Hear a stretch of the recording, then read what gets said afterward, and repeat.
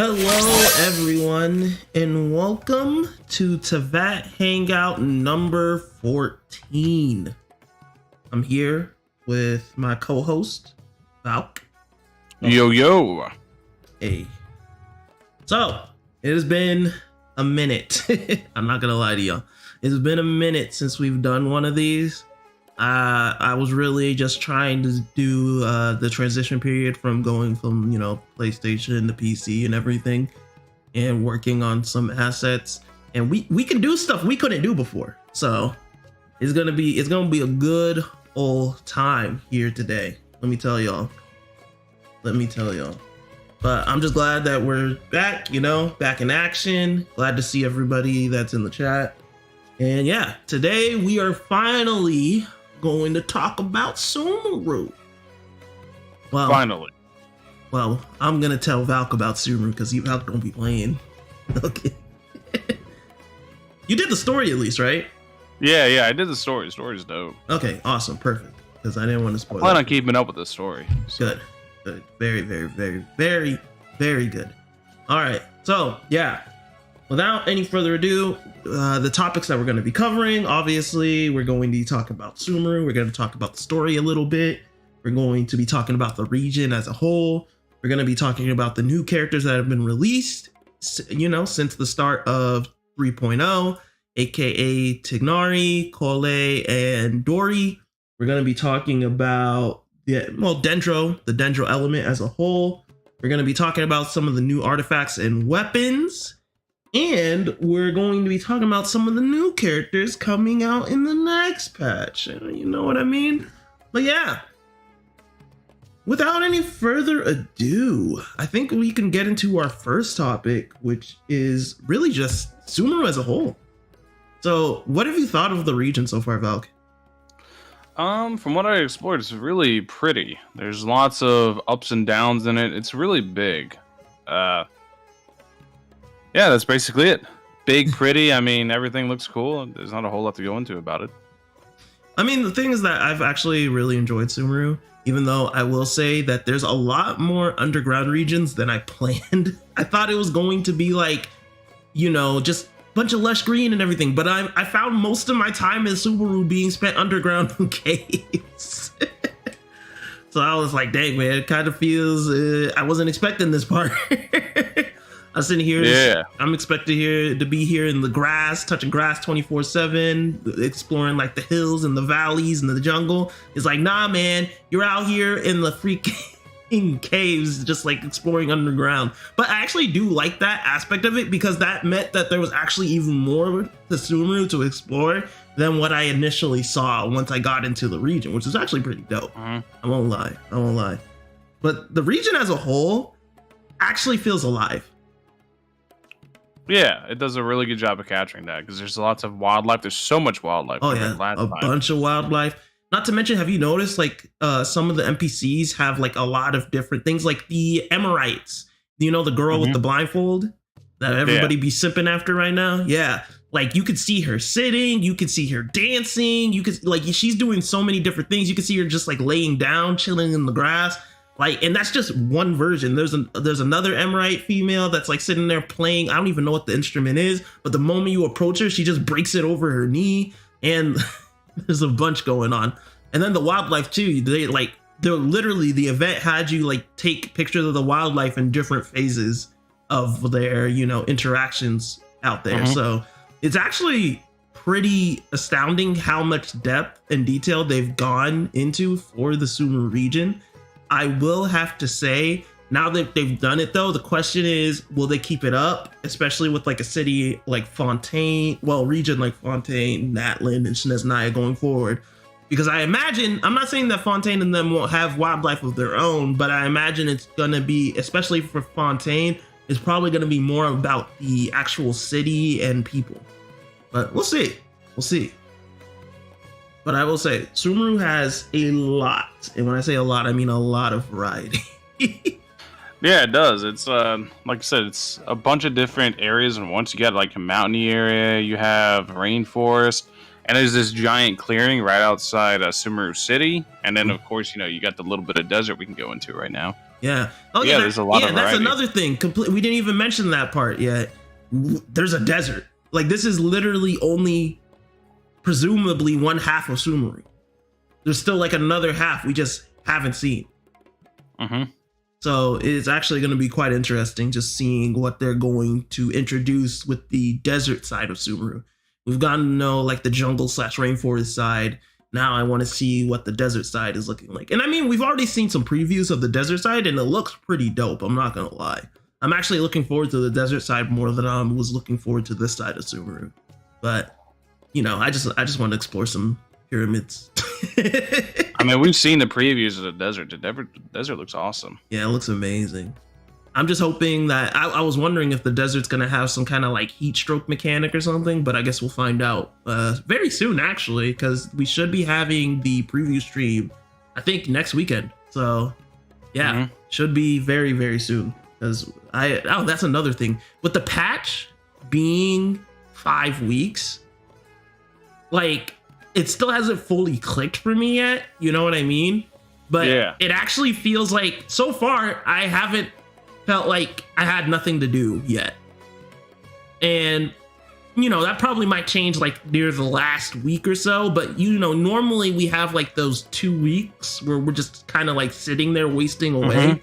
I don't think we're going to have that as bad because they seem to have included the same amount of events, but they just cut off a week. So I think that's probably going to, you know, feel a lot smoother for the next transition into the next patch. But we'll have to wait and see. I mean, it's still a little bit too early. We literally just got halfway. So we'll have to wait. Okay. Yeah, it's definitely going to take time to actually tell. Oh, yeah, it's definitely going to take time. Okay, so regarding the story. You guys all had a week. You've technically had 2.5 weeks. So it's on you if you get spoiled because you had a week. My rule is just like anime. You have 1 week. After that, I could talk about it. You guys had 2.5, so I'm going to talk about it now. So the Sumeru story, I feel like they took a lot of notes from people's criticisms of the Inazuma story where Inazuma was rushed. Near the end, it was really just Inazuma was rushed at the end. I will say Sumeru took its sweet time to the point I almost sat there and I was like, I think they took a little too long. Well, the reason your story took too long was a different reason. Well, I know why my story took so long, but even when I wasn't doing what I was doing, still, it was the second Archon quest was looping like crazy. I'm not gonna lie to you. The first one wasn't bad. I like the first one because it just broke it up into like different mini sections. You know, you had like the Coley, Tignari, then you had the Anilo, Dunyazard, and then you had the Alhaitham and Dori. You know what I mean? So that wasn't too bad because you were going to different locations doing different things, right? But the freaking Archon quest number 2, that felt like it took forever. Now, it wasn't a bad quest by any means, and I have no issues with it. I'd rather them take their time with the story than rush through it, and they really did take their time with it, and I love that. I respect it 100%. But I'll have to say, it was probably one of my favorite, like, actual stories in Genshin so far, even though it's not complete yet, so we'll have to wait to see how it, you know, actually ends. But all the pieces that they've been setting up for the rest of the acts, I like where they're at right now. I could say that. What about you? Yeah, the first quest with Tignari and stuff, kind of, I didn't like it because it was just like chores and fetch and here's Coley. But the second quest, it really caught me off guard because I was just doing it, and then the second everything started repeating itself, I was like, huh? Yeah. And I really enjoyed it. I thought it was really good. It was actually a pretty good quest line. Also, we finally got to meet the Dendro Archon, like face to face. And I got, well, not really face to face, more dream to dream. But I can say, out of all the Archons we've met so far, she's actually my favorite. No questions asked. I don't know, maybe it's the fact that like the people Sumeru disregard her, yet she still loves them anyway. I just love Nahida. I feel like she's such a great Archon compared to the rest that we've seen so far, at least. You know, I would say, in a weird way, she's probably the most useless one. Because honestly, I can't agree with that because there's something she said in the story that called back to Venti to me. But let you finish. Yeah, because in Venti, the people of Mondstadt still fully adapt his ideas of freedom. Yeah. Meanwhile, in Sumeru, they've kind of completely neglected everything she wants in the pursuit of pure wisdom. Yep. So it's kind of interesting, and I want to see if she's going to, kind of take the reins back on her nation, because right now has nothing over it. Like they have zero. They don't worship the Archon. They don't care. They even shut down a festival to worship the Archon. True. Now, there was something Venti said like way back when. You remember he was talking about how he's the weakest Archon, and it was with regards to him not being worshipped as much as like he used to be. I think that Nahida actually alluded to this, because when she was talking to Dunyazard and Dunyazard asked her, hey, can you cure my Elazar? She said, I don't have the power to do that yet. And that's the key word that I've been like pointing out, because that means I feel like the reason she can't do it yet is because what is a god without believers? You know what I mean? So once she actually, wins the hearts of, Sumeru and its people, I feel like she might actually be able to, cure Dunyazard's Elazar, and even potentially, Coley's, and maybe even deal with all this withering. But the key for her to actually do all of this stuff is that she needs her people to believe in her, because she's the only Archon that's currently present. But I have a lot of theories going into, Nahida and Ruka Devada and stuff. I really just want to wait and see. I don't want to say something and then people come back and be like, oh, you were right or you were wrong. I'm going to keep them to myself for now. But I feel like there's some really cool potential stuff that can happen in the future of the story. 100%. Also shows you how much of an oddball Raiden is, because all the other Archons, like, people barely believe them, right? Yeah. Like, they know they exist, right? But they're like, I don't know. Meanwhile, Raiden Shogun actively rules over her nation. She's the only one that does. Zhongli lets them do whatever they want. Just kind of set the groundwork. Venti's all about freedom. The thing is that Zhongli at least helped them out. You know what I mean? Yeah. Venti did nothing. No, Venti set them free from what's his name? Decabarian. Yeah. Venti set him free from that and said, you know what? You're on your own. Have fun. True. Yeah, no, I actually do respect the mess out of her, though. Like, I guess this is the first time I've actually seen an Archon that is actually willing to not only stick around, but cares so much for her people. Like, she even knows all of her people individually. It's crazy to me. But I don't want to sit here and simp after how awesome of an Archon Nahida is. Anyway, let's move on. You guys can figure out the rest of the story for yourselves if you haven't done it yet. I want to talk about the characters of Sumeru. That's what I want to talk about. So I guess we could start this off with Coley, actually. So who have you tested so far? You've only tested Coley, right? I played both of them in the little preview thing you get. So you play Coley, Tignari. You haven't played Dora yet. No, I haven't played Dora yet. Okay, so thoughts on Coley? Let me hear your thoughts on her at least. She's terrible, but Dendro and free, so I don't really care. Yeah, she does have a few shortcomings in my opinion, but at the same time, I really never cared about how good Coley was going to be. I just love her for the character progression. Also, there was literally a video series where I read the whole Genshin Impact manga and uploaded all that. That's why I like her too, because the manga. Yeah, the manga. So I'm not gonna excuse how bad her kid is. Where her kid's god awful. She has her moments. I feel like she has a few places where she's pretty good. You know what I mean? Mm-hmm. I would definitely use her over the Traveler for a Burning team comp, but the problem is that Burning's not that great. Yeah. But she would have the advantage over the Traveler for that. I would give her that 100%. And I could use, you can definitely use her as just a secondary character. But I guess the best part about her at the end of the day is that she's free.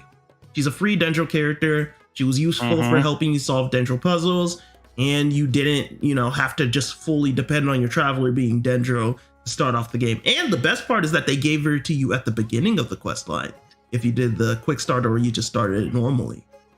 Which I found actually really cool because, typically whenever we have these events, you have to go through the whole event after like a week and a half, and then you can get the character.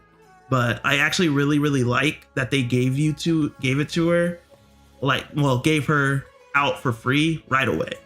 Now the question is, are they gonna have a permanent version that, you know, new players can access to? Because I feel like this is a character that everybody should have access to at some point, no matter what, you know? Because somebody, like, everybody deserves like at least a free Dendro character, in my opinion, so that at least they can have an experience with the Dendro reactions. So we'll see what they plan to do in the future. Maybe they will, maybe they won't. Who knows at the end of the day. But I really didn't care too much for her kit, even though I loved the character. It was really cool just seeing her story progression in the Archon quest, like finally catching back up with her and everything. It was really cool. And then just seeing like how she's doing and everything. Now the only thing that they need to do is take her back to Mondstadt for Ludi Harpastum so she can meet Amber. And I'll be happy. That's like the last thing I need them to do. You know they're going though. Oh yeah. That's only a matter of time, because I mean, she has so many callbacks to the manga inside of her design. I think it's dope. True. No, the ribbon on her vision, Colin Amber, wannabe Baron Bunny. She has a lot of cool things going. It's actually really dope. I actually like it a lot. She has a lot going. Also, her passive name. Oh yeah. Gliding champion Sumeru. Yep. You gotta love it. But yeah, I do see what you're saying, Paul, that she'll get better for Bloom comps. Yeah, she will actually probably get more use. I mean, the she's not the greatest character, but she's useful. She has okay Dendro application. If you want to use like Sacrificial Warbow or something, she could be a pretty good energy battery too. You know, it's up to you. Well, I said Sacrificial Warbow. I mean, the reality of it is whenever Nahida drops, or whatever you want to call her, Kusanali, or Owlhead Theme, basically any of these other Dendro characters drop, odds are they're going to have better Dendro application. Because that's really what it's missing right now. Like even Tignari functions as kind of like the problem with Tignari is that it's too much Dendro application too fast. Yeah, he wants to be on the field. Yeah, and a lot of the Dendro characters don't really, you know, we don't have an off-field applicator yet to work with our already DPS we have, except for, you know, Coley. She's the off-field. No, she's an off-field applicator. Yeah, Traveler too. You can put down her field and do all that shit. But eventually, we will have more options, and that's whenever you're just never going to see Coley again. That's true. But hey, at least she's free. And free is good for me. That's what I said. She's free. Free is good for me. All right, so next up, Tignari. Thoughts? Better than I thought. The shotgun playstyle was pretty cool. But still lacking. Because like I said, he's like a main DPS thing. No, I think the issue. Okay, so the cool thing with Tignari, right? He's made for spread. But the problem is, like, he's not the greatest for like Bloom. He's not the greatest for like, you know, like, well, all of the Bloom reactions really. He's really just built for spread, honestly. You could use him for burning, but burning's garbage anyway. But I will say this though. The cool thing about Tignari is that he has a lot of Dendro application very fast. And this is what I was talking about.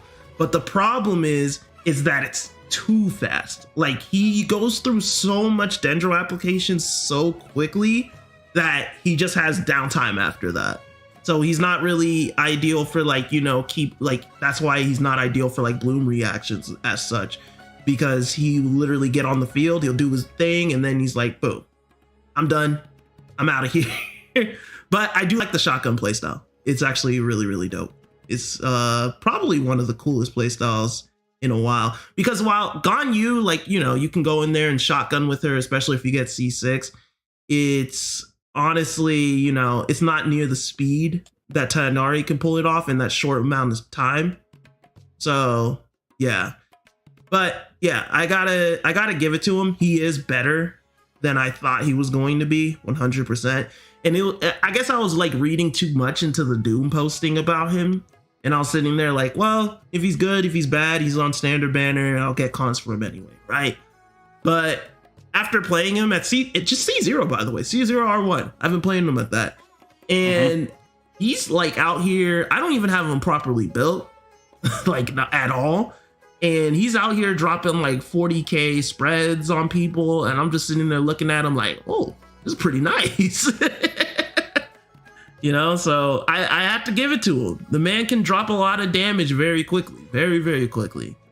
But yeah, like I said, I didn't know how his charge attack would function initially, and I read the really low multipliers, and I was like, this looks kind of bad. But whenever I saw how it functioned, I was like, oh, yeah, it's not like I said, it's not like anything insane, but it's not terrible. It's perfectly serviceable. You could take that in any content in the game and do well with it. Oh yeah, no questions asked. And the cool thing is that he's going to be on standard banner too. So, you know, people can actually just get cons of him randomly and he'll actually just get stronger. Like his cons are actually pretty good. I can't even lie. He has some pretty interesting cons that actually help front load even more of his damage. But I guess that's one of the cool things about him. He could throw down a lot of damage very quickly and he abuses the mess out of spread. Yeah. He can abuse the mess out of it because spread is the one reaction where how he literally throws down so much dendro doesn't matter, because as long as you put quicken on the enemy, spread's gonna just be going off. So he has a lot going for him. I actually really like him a lot. Okay, now we gotta talk about Dory. Now you get to explain to me. What do you want me to explain, man? I'm gonna be real. Tell me what she does. All right, so elemental. You know what? I'm just gonna pull it up. You gotta explain, dude. Normal attacks don't matter unless you get C6.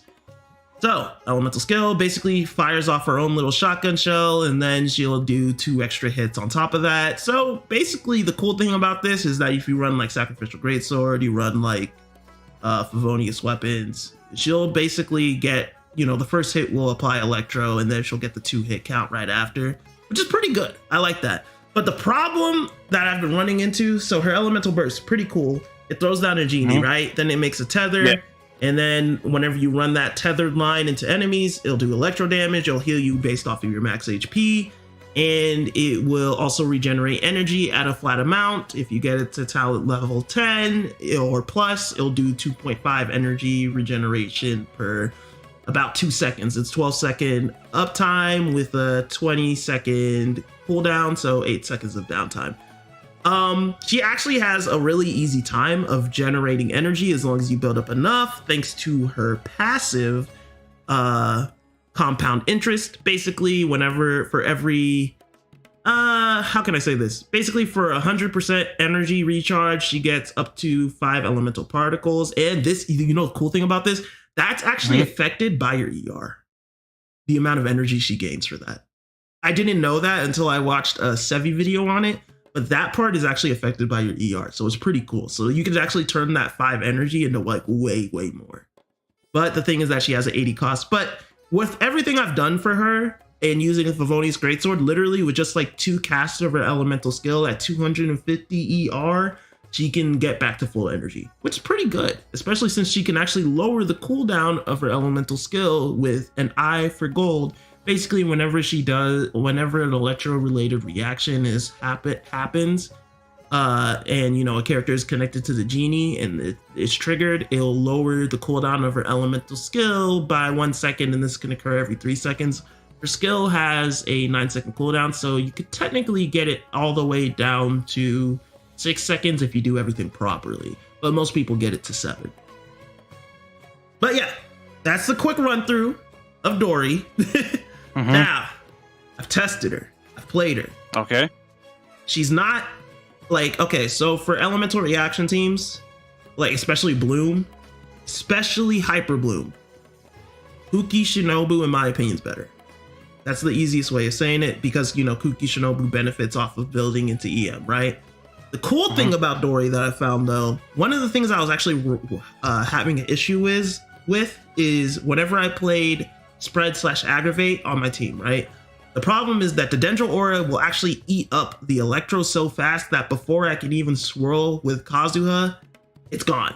So I didn't swirl, I didn't infuse any Electro, I didn't even swirl any Electro. So there was nothing I swirled. It would literally just be, you know, typical Kazuha burst and skill looking green as mess. But thanks to Dori, she actually solved that problem. So even if I have like, you know, a bunch of characters with Dendro on them and there's no Electro, even after I just applied it, Dori puts Electro on the active character. So with my Kazuha, jump up, jump down, boom, swirl Electro. Elemental burst, boom, swirl Electro. That's probably like the cool, like she actually fixed that one issue I was having with my spread and aggravate teams. Not to mention, if you do build quite a bit into her HP, her healing potential is way better than Kuki Shinobu's. I will say that the energy bonus is pretty good, but I mean 2.5, so you can get up to 15 energy with her elemental burst if you know you use it. It's really only good, I would say, for like characters that have really good like active uptime. Eula, for one, actually. Eula's a great example for a character you could use her with. I mean, you can use her with teams that quicksort, but you don't really see the true benefits because, you know, it's like being split up amongst multiple people.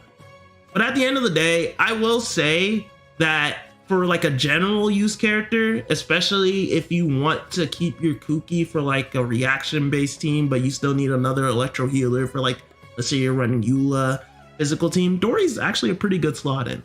I wouldn't say she's like the best at anything. At the end of the day, you could still definitely use Kuki. You could use other healers, get the job done.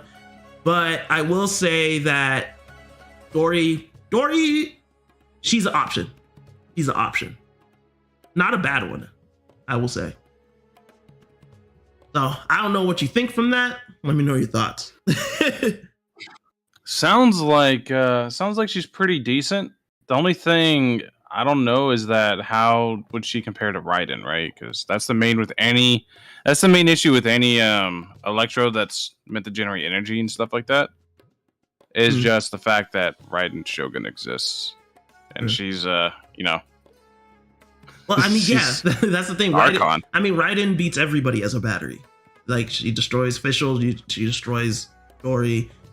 I mean, it's Raiden. You know what I mean? Yeah, that's what I mean. Right? Is Raiden. But I mean, the thing is this: does everybody have Raiden? Does everybody even want Raiden? I don't know.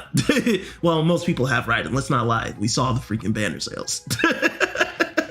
Yeah, Raiden is insane. Raiden is hella popular, but still, she's a good option. I won't lie. She has, and the cool thing is that she at least has some role consolidation. I'll give her that.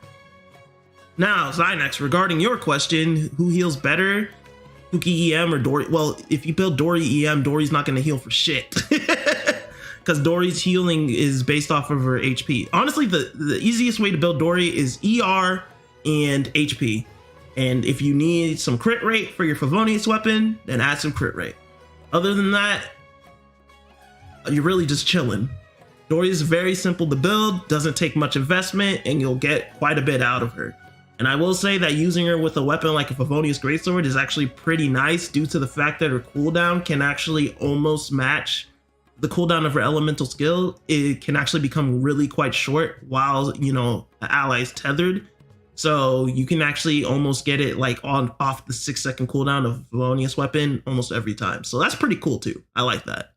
I will say that's pretty nice. And since it has 3 hits, you have 3 chances of proccing with Favonius weapon. So you don't even need the greatest crit chance to do it. So I'll give her that too. She's actually a really good Favonius user. But yeah, at the end of the day, also she made, people are calling it the Tesla comp, I believe. You know, Bennett Sunfire, but it's Dori Tesla with Jean. Not to mention she can be used with Sayu as well for like Hyper Bloom comps. You know, people are gonna get creative. That I think the one cool thing about Dori is while she might not be like insane at anything, she makes things interesting, and she actually makes some team comps actually function that we haven't been able to do before, just because of that Electro application on our active character through her elemental burst. So she actually does open some things. She does. But yeah, at the end of the day, I mean, Dory is if you want her. I wouldn't say she's a must-have, but I love Dory because the drip. I mean, look at her. She got drip for days. I don't care what anybody says. Got drip for days, bro. Drip for days. Okay, but anyway, we've talked about Dory quite enough. So let's move on. I gotta ask you, man. Dendro. Yeah, ask me. Dendro. What's the thoughts? What's the opinions? Seems like it changes a good amount of stuff up. Seems like and you know, it adds something fresh to the game, which I think is what a lot of people are looking for. So I think that's all in all pretty good. I have to say, I like the direction Dendro went with stuff. Because at first, I was really worried, like, oh, if we're doing reaction-based teams and everything, is Dendro really going to be able to compete, right? Now, I don't think we've seen the full power of Bloom, Hyper Bloom, or even Burgeon yet. I think the thing about Dendro that is happening right now is that it's going to be a character-driven element. Well, character-driven for a lot of the reactions. Like, we won't see their true potential until, like, some more characters come out. You know what I mean? Yeah, that's what I was saying earlier with, like, Coley and stuff. Yeah. Is I think right now Dendro's just straight up lacking characters. Shocker, 2 characters. Need a little bit more than that. True. But I do believe that Dendro actually has a lot going for it. Like, Spread and Aggravate with Quicken. Did not see it becoming as strong as it is now. I had no idea. Like, if you told me that Spread, Aggravate, and Quicken were going to be, like, insane for Electro and, like, literally fix the element, I would have been like, what? You're crazy, right? Electro's been in such a bad state. But no, I actually really do like that those reactions not only, like, brought Electro along, but in the future, we'll probably see, like, Dendro, the Spread side, go insane too.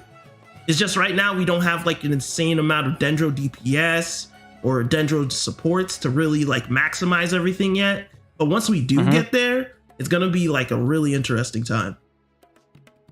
Yeah, absolutely. Because, I mean, right now, everybody gets a general idea of how it works. But once you get better off-field supports, because, I mean, whenever you think about, like, any element, really, you think about the most popular units of the element, they all function off the field, right? Yeah. So that's basically all Dendro's really waiting on is for somebody to come in and be able to do the off-the-field stuff.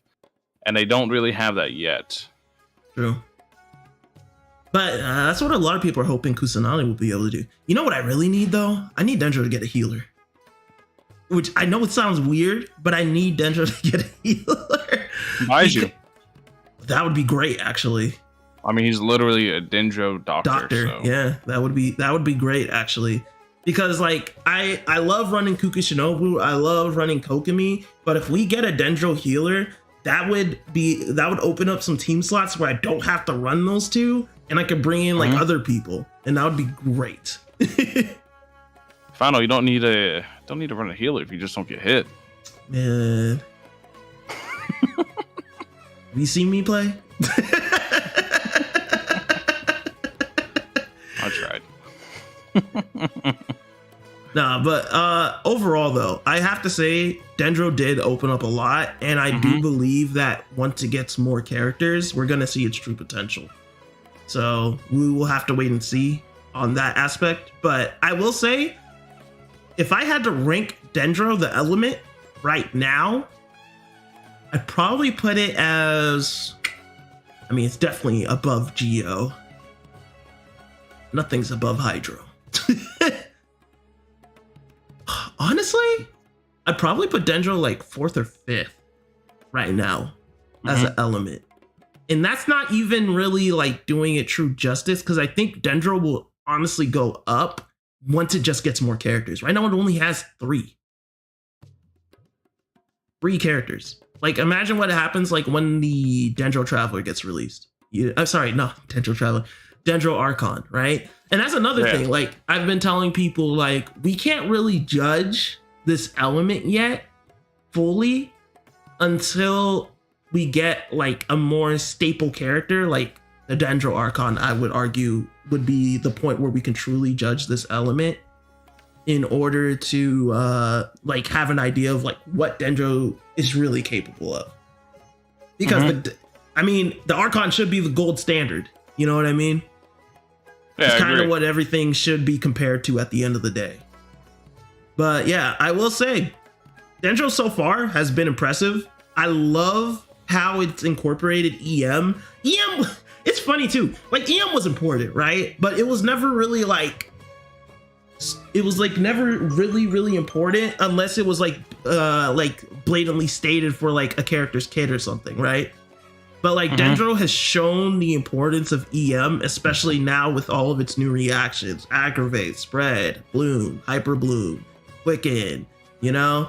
So it's actually pretty nice seeing people like regard EM in a higher spot now. And like everybody now understands the true value of EM thanks to these Dendro reactions, you know? So it's actually just, it's just nice. It's just nice. And also it is nice just having a new element to play with too. It has brought a lot of variety to the game, like a lot. Okay. Yeah, that's the main thing it's all about, is having that variety at the end of the day, because I think the variety is really important. You need to be able to, you know, have options inside of playing. True. And that's another thing I actually wanted to talk about. So I think this also, through the introduction of Dendro, they can introduce characters that are more specified towards the Dendro, like, you know, elements and the reactions. And this will be able to like, so we'll be able to bring in new characters, right? Without having them like necessarily have to compete with like already tried and true characters. Like, let's say Dia, for example. I imagine when she finally does come in, she's probably going to do something with maybe Burning or Burgeon. Hopefully it's Burgeon. But, you know, if she comes in and does something with Burning or Burgeon, she doesn't have to be fighting Hu Tao for like a general spot on a team, because she has a nice niche that she's the queen of, you know? And I hope that's the case for like a lot of these characters coming out. I mean, we've already seen it through Dori, Coley, Tignari. They all have, you know, special things in their kits in order to, you know, help the player focus on playing more, you know, reaction focused play styles, which is pretty dope indeed. So I'm expecting more of these Sumeru characters to more of these Sumeru characters to do stuff like that. That's the hope for the future.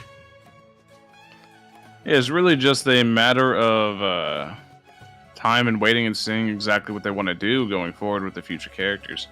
That's like true. I told you before, I'm pretty excited for Al Theme. It looks cool, just depends on how he plays, and that's kind of the big question mark for a lot of stuff. Yeah. How are they going to play? Yeah. That's going to be... Whew.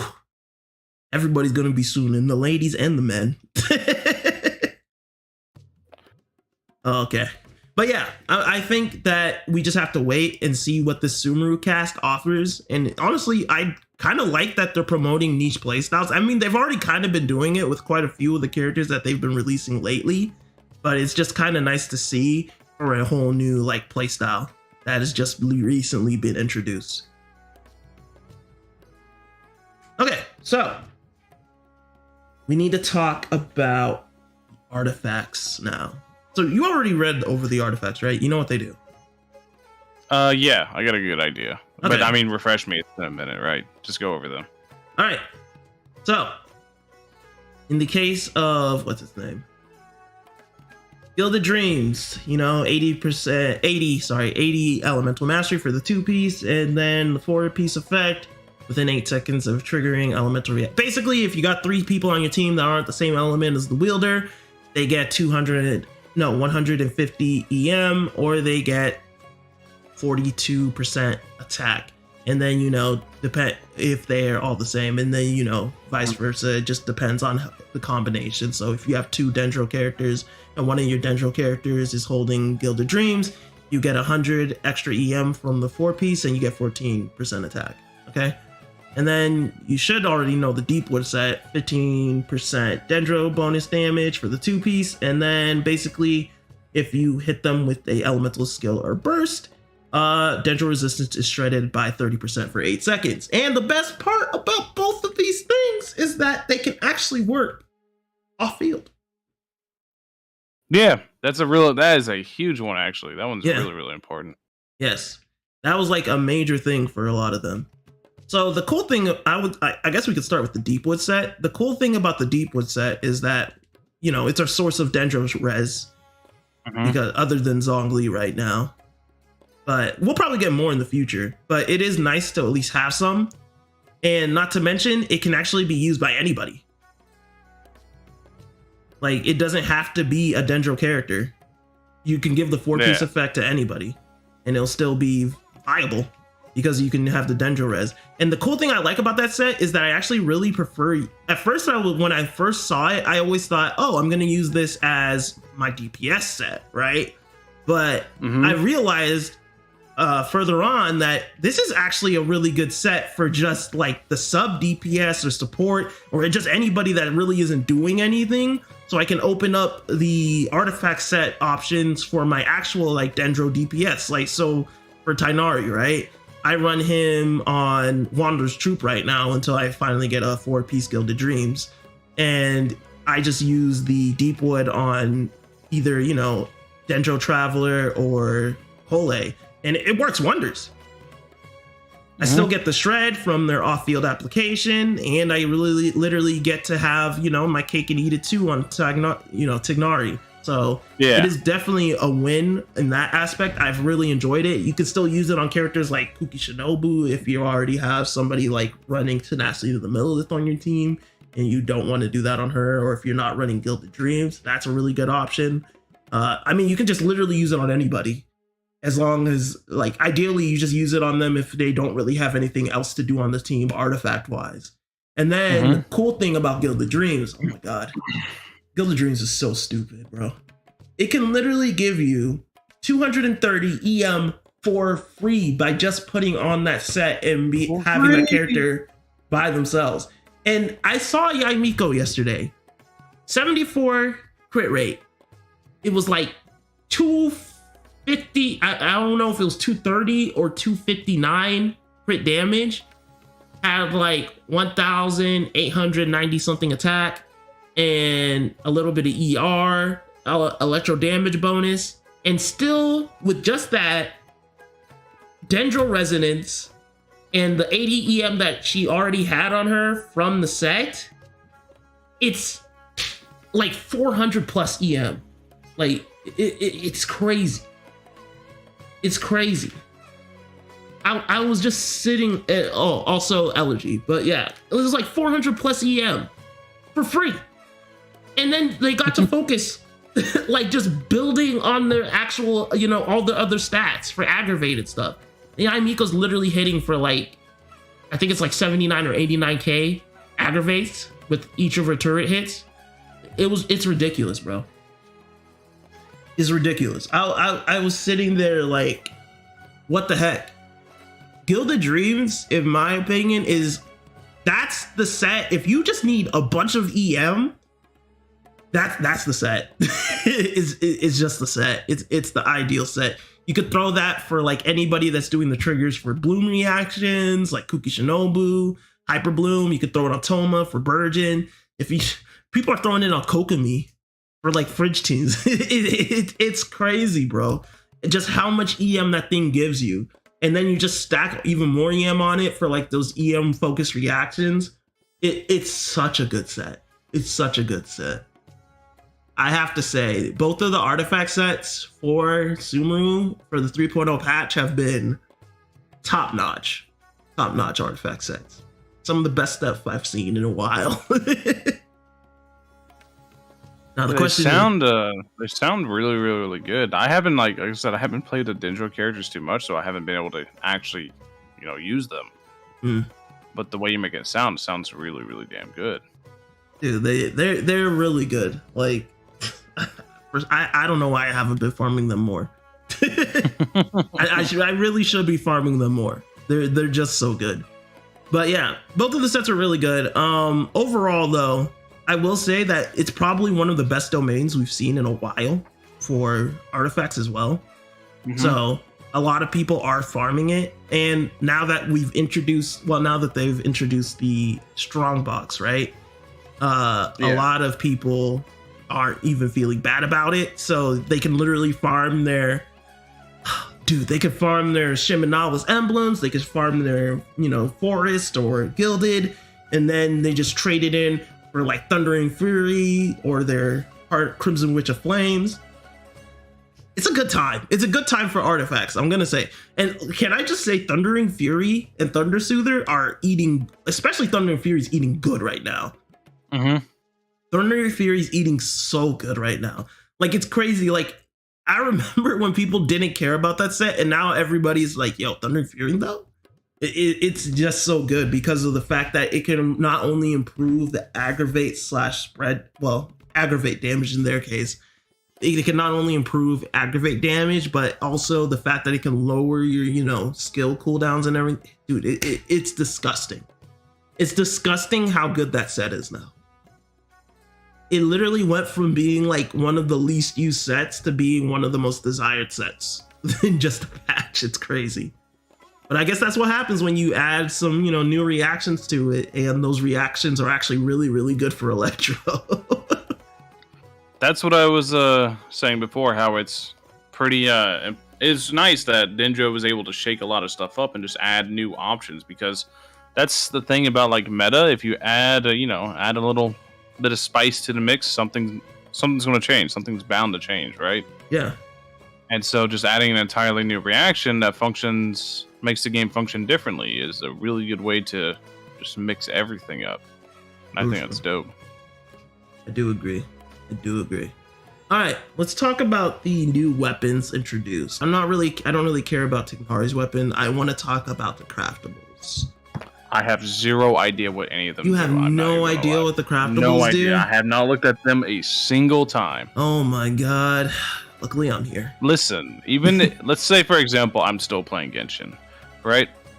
Let's say I haven't gone on hiatus. I still wouldn't look at them because it's all if good, I want the weapon, I would just swipe. I got you. So the cool thing about them is these weapons are actually pretty good for just giving your personally the character that's wielding it or the character that picks up the drop a lot of EM or attack. That's kind of the cool thing about these weapons. So the Sapwood Blade and the Forest Regalia, the Claymore and the Sword, basically they have this thing where if you trigger a Dendro-related reaction, it has to be a Dendro-related reaction, keyword there. They'll both create a leaf that is dropped on the ground. At Refinement 1, this leaf, whoever picks it up will gain 60 EM, but at Refinement 5, whoever picks up the leaf will gain 120 EM. So, okay. Yeah, it's actually really, really sick. I've been using it on my Tignari. I've been using it on my Traveler. I want to try it on Dory for the Forest Regalia, but the Sapwood Blade has been regarded as one of the best weapons right out there right now as a craftable. It has like 565 base attack at level 90. It gives, I don't remember how much ER, but it gives quite a bit, and it literally can give you like 120 EM if you get it to Refinement 5. Same with the Forest Regalia. But overall, those two weapons, a lot of people have been singing their praises. They're really, really good. Not to mention, with all the new elemental mastery focused reactions, stuff like that is really, really useful. The only issue I've had with the Forest Regalia and the Sapwood Blade would actually be the fact that if you try to find the leaf in the middle of like Coley's Elemental Burst or Tignari's Elemental Skill, it's not very easy because it's about the same color and the leaf just spawns in a place randomly. So finding it to pick it up sometimes is a pain. That's the thing. That has been one of the major issues with that weapon. But other than that, it's actually been a really strong weapon. I love that it can just give you like an instant stat boost, and it'll literally give you that for 12 seconds. And it only has a 20-second cooldown. So that means 8 seconds of downtime. So that's actually not bad for a rotation. Yeah. So yeah, it sounds pretty good for buffing the ever-living shit out of your EM. Oh yeah. Which I think is really good, especially considering you said the Dendro element runs basically fully off EM, kind of revives the stat. And Yeah, EM. I think the only time EM was kind of relevant was Kazuha. Kazuha Sucrose. Kazuha Sucrose. Yeah, that's also true. Sucrose. I forgot about her because I don't use her. But yeah, Kazuha and Sucrose are both really, really. I mean, it was still relevant for like Electrocharge and Overload and ish, but like, let's be real. How many people were really running Overload for a reaction? You know what I mean? And then the other thing is that Electrocharge is like, were you really willing to give up like a bunch of your stats for just a block of EM? No. You know what I mean? Yeah. So there was a lot of things that went into like, okay, how much EM would you give? But with Dendro, not only making EM more accessible through like resonance, weapons, etc. You know what I mean? Artifacts too. But also making EM a cornerstone for a lot of the reactions. Literally, you know, spread and aggravate. You need it for the flat attack, the flat bonus that you have that later gets multiplied. For bloom reactions, it's literally everything, you know? So it plays a major role, but I like it. I like that EM is important now, but not only important, easily accessible, so you don't have to give up too much of your build for it in certain situations. That's what I like.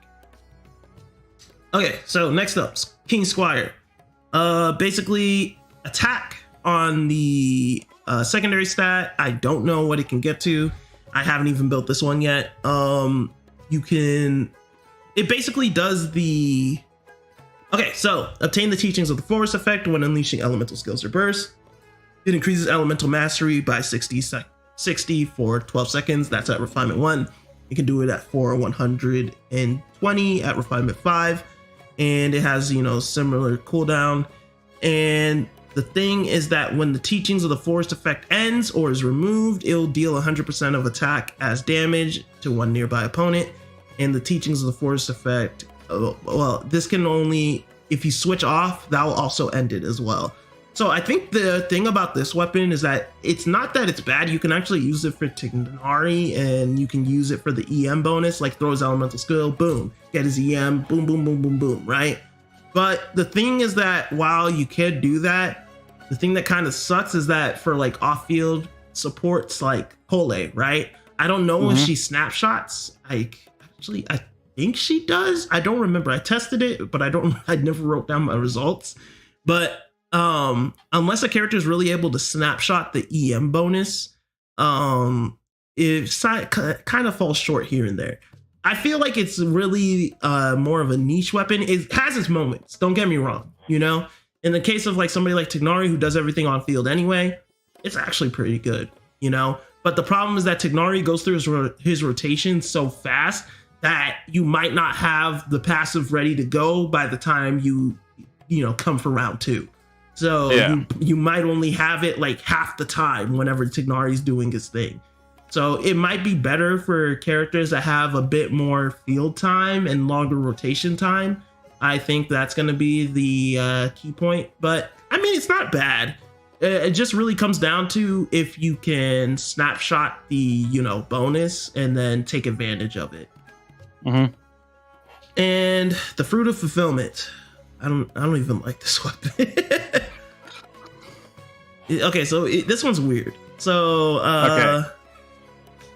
obtain the Wax and Wane effect after an elemental reaction is triggered, gaining 24 elemental mastery while losing 5% attack. This is at refinement 1. For every 0.1 seconds, 1 stack of wax and Wane can be gained, max 5 stacks. For every 6 seconds that go by without elemental reaction being triggered, 1 stack will be lost. And this can be triggered even when the character's off field. So yeah. Some people are actually using this on Kokomi. Yeah, some people are using it on Kokomi actually for her jellyfish in order to proc the reaction for Bloom, just the basic Bloom reaction with high EM. So in that case, it's actually not pretty bad because that reaction runs purely off of your EM stat anyway. But yeah, I mean, Kokomi doesn't really care about attack too much anyways. And some people have actually tried it on Lisa. Luckily, the Lisa's Elemental Burst can snapshot the attack before you start, losing it for the weapon. But overall, I really don't like the weapons trade-off all that much. And while the attack percentage doesn't get, any higher through refinements, it stays static. I really kind of wish it went down through refinements. I feel like that would have been pretty nice. But then this weapon probably would have become like really OP if especially it eventually reached like 0% attack. So it's kind of the only way to really counterbalance the potential EM gain from this weapon, because I think this thing can go to 36% at refinement 5. No, 36 elemental mastery at refinement 5, and then 36 times 5 is like, it's a lot. it's a lot of EM. So yeah, at the end of the day, that one. And then Moon Piercer is basically just like Sapwood Blade and Force Regalia, but instead of dropping a leaf that does elemental mastery, it drops a leaf that does attack. So you can gain up to 16% attack at refinement 1 or 32% at refinement 5. That's it. Yeah. But yeah, I've run through the weapons. There's a lot of talking, but overall, what thoughts? They sound pretty good, except for like the bow and the catalyst. I don't really find those two very, very good. But the other ones sound really good for the Dinjo element. Maybe as time goes on, and maybe whenever we get like a Dinjo catalyst, the catalyst will have more use, because I can definitely see them trying to gear everything towards EM. Dinjo feels like they're really trying to push EM towards everybody. True. So I feel like that's a very, very big thing. True. But it is the one weapon that can provide the most EM out of all of them. I'll give it that. So yeah, I think that's as time goes on, maybe EM becomes more relevant. I think that's whenever all that stuff will become good. But yeah, I think they all sound really good, except for the bow and the catalyst. The catalyst, I think it's 180 EM at refinement 5 when you get all 5 stacks. Maths. I think it's 180. No, it's not. I'll double check. I'll double check that later. But it's a lot. It's a lot. But still. Anyway, overall, new weapons. I've actually enjoyed the new weapons. They've done a good job on that. Now, finally, kind of round this up real quick, I want to talk about some new characters coming in patch, 3.1. I just want to get your thoughts on them. All right. So, Nilo, what are we thinking? Let me see. Show me the design. Oh, yeah, she's there. The stream's a little behind, Oh, you know how it is. You delayed. I'm delayed. It's just it takes a second. All right, she's the dancer girl, right? Yeah. She's the one I always call Toru. Got you. Yeah. Okay, she reminds me of she looks really good. She reminds me of Morgiana from Magi. Yeah. It's hard to say off looks alone, because we need a little bit more information. But looks wise, I think she looks good. I like her style and everything. Looks like a belly dancer. I think that was the point. But no, I really like the fact that her design, even though we found out that the horns weren't even real. It was just part of I know that. The whole time I thought those horns were like real. I was like, what kind of creature are you?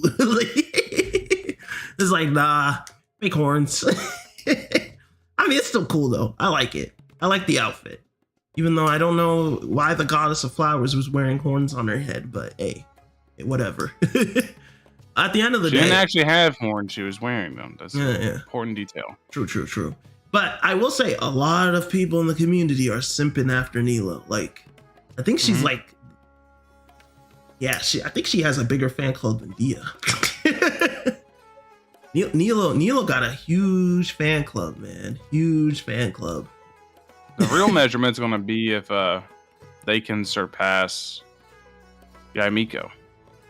You think Yaimiko? If you ever look at Google Trends, you'll notice that 2.0 had certain spikes. Well, it had 2 spikes. And Yaimiko's release was the second biggest Google Trends spike in Genshin's history. Oh, wow. It was bigger than 2.0. Oh, dang. Yeah. Oh, okay. I see. But yeah, overall, I'm looking forward to Nilo. I think she's going to be cool. Cool. I hope she comes first half. I kind of want to summon her and just play around and see what she could do. But anyway, moving on. Sino. You know who Sino is. You don't need me to. Oh, yeah. Sino looks cool. I may or may not have seen things just browsing Twitch clips before, and yeah, it looks really cool. I have to say, actually do pretty much like his design. The whole Anubis look to him has been really cool. I was really, man, I remember when I first saw him, I saw that gem on his belly and I was on his belt, and I was like, yo, please be Pyro. Man couldn't come home though. man chose Electro. I mean, I should have seen it coming, but still, I wanted him to be Pyro so bad. But no, he's a pretty cool character. Yeah, like I said, design wise, I want beefy characters, right? We haven't gotten one yet, but don't worry, man. I'll have theme. Yeah, and got arm for days. Seems to be changing things up. True. Hopefully, changes up really good. True. All right, now I gotta ask you the next one. Candace. Right. Don't say it, Valk. Don't say it. Just shut up. I have no idea what you mean. I would never say. Just look at the character. Don't say it. I know what you wanted to say. Just don't say it. Well, I think a shield user, like an actual literal shield user, is dope. Yeah, it's something we haven't seen before, and I always think new things are cool. True. And I don't think it gets more new than a literal shield user. True. I actually really love her design. Not to mention she a Choco Cutie, so that's a win for me. But also, what I really like about her is the memes. There have been so many memes about Candace, especially the Yu-Gi-Oh memes. You telling me you haven't seen any of them? Oh, I've seen them because of Millennium Eye on her forehead. Not even that, dude. They turned her shield into a dual disc. Beautiful. Yeah, bro. They're memes. I love the memes. They're basically girls are the new king of games. Nah, all I'm saying is that if they ever want to do a Yu-Gi-Oh collab, I'm down. I want to know what's up with the different colored eyes. I know there's lore. Oh, the heterochroma? Yeah. That'd actually be... Oh, you think there's lore to it? There's gotta be. It's not gonna be just for design, not with Genshin. Yeah, maybe. Or maybe they just did it because they wanted a chick with heterochroma. I wouldn't put it past them. Genshin design is almost always on purpose, so there's gonna be something to it. I can give you that. His one eye is gold. I don't know many characters in Genshin that have gold eyes outside of maybe Zhongli. Who knows? Maybe she has the spirit of the pharaoh within her. That's it, yes. Yeah, it's her millennium idol. No. But at the end of the day, I'm actually really, really looking forward to these characters for 3.1. I think it's going to be pretty dope. We're going to be able to learn more about them by next weekend. It should be the next weekend. We should have a stream coming up. So just keep an eye out for that. It should be announced. So yeah. And we'll probably be streaming it here on this channel and talking about it in more detail for the next Teyvat Hangout. Probably what we're going to do. But anyway, we have reached our time. We have reached the time, y'all. You're not going to bring up the what? The picture of Ito versus, No. That's a video. That's not for them. They want to see that. They can see it later. That's a video. Damn. I'm just being real, man. That's how it is. Yeah, I can't be giving them just everything. Come on, man. You know who she reminds me of? Dory? With the glasses like that? Reminds me of like Elton John. Oh my god. What? You tell me you don't see it, dude. No, that's the problem. I do see it. So why'd you say it?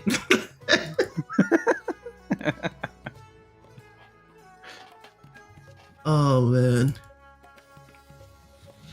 Okay. But yeah. Now, we have reached the best part of the program. So, as you guys may have known, I did the art conquest, and Valk was alluding to it earlier that I took way longer than I should have on the art conquest. So I just No wanted. shot you're gonna make these people sit through. I'm this. gonna make them sit through and look through my pictures.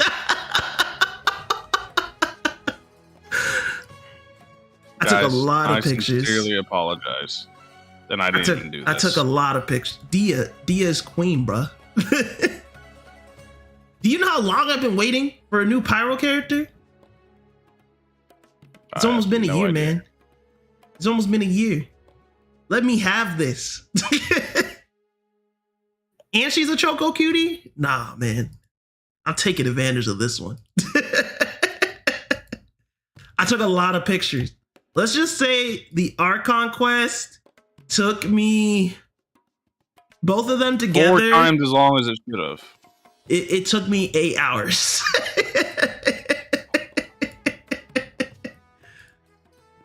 Look how tall she is, though. Is she tall or is Hu Tao short? No, Hu Tao's short, but we don't have a tall female in Pyro. We don't have a Jean or Rosario or a Eula. Dia's gonna be our first one, maybe, unless some random 4-star comes out first. And she Pyro Claymore. Ooh. The Luke Xingyan, move over. Oh no. How many days did I spend in the dream? I spent multiple days when I saw Dia. If I wasn't seeing Dia, then I was skipping. Guys, he's a lost cause. Don't bother. I'm not a lost cause. This man's gone. That's crazy. See, we finally got out of Act 1. Well, no, we're still in Act 1. I took a lot of pictures in Act 1. That was the best place to take pictures. Yeah. Poor Hu Tao.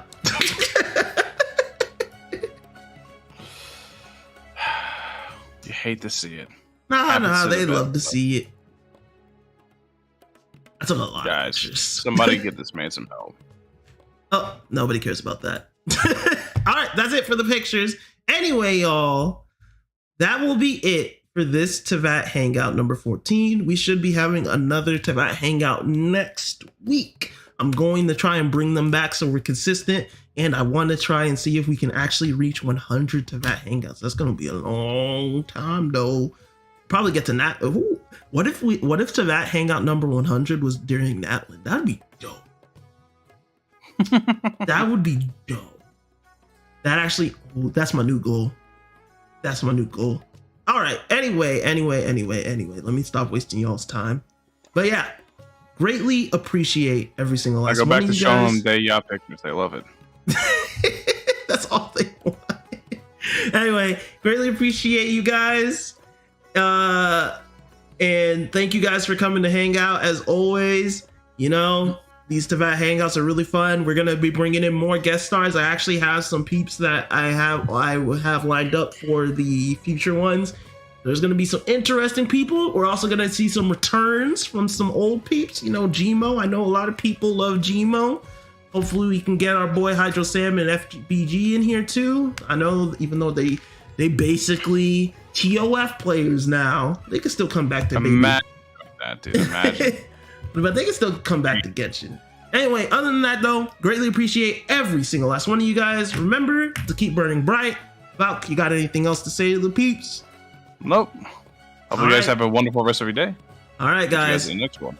Yeah, and don't forget, Dia is queen and she's a Choco Cutie. So is Candace. Candace is also a Choco Cutie, but not queen. Dia's queen. Anyway, other than that, keep burning bright embers and Latom. I'll talk to every single last one of you guys later in another video. Until then,